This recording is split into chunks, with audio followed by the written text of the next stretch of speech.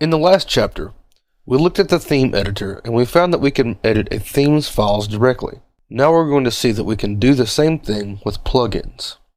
While you're in the dashboard, click Plugins. Then click the editor link at the bottom of that menu.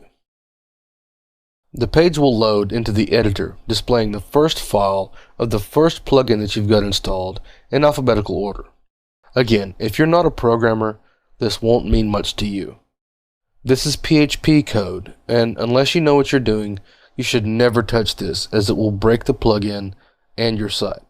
The list of plugin files on the right of the screen are all text files associated with the selected plugin. We have some PHP files, a style sheet, and some JavaScript in the Akismet plugin, which is the anti-spam plugin that comes with WordPress.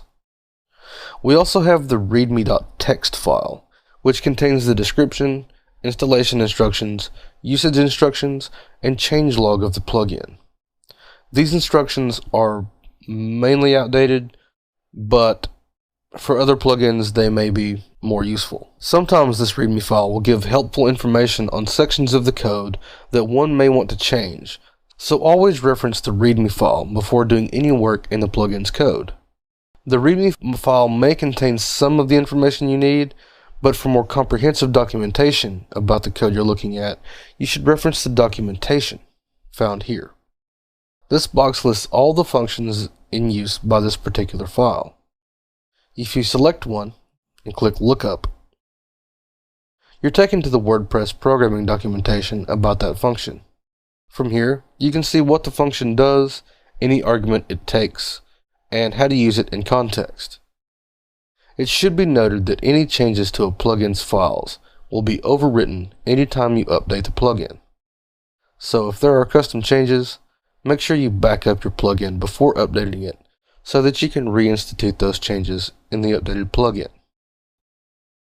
This feature is primarily for plugin developers that are working on their own plugin. The plugin editor is a good way for a plugin developer to tweak and change and make bug fixes in a live environment. For everyone else, this plugin editor is a novelty at best. So just be aware of what its true purpose is. In our next video, we're going to look at security and performance concerns when working with plugins.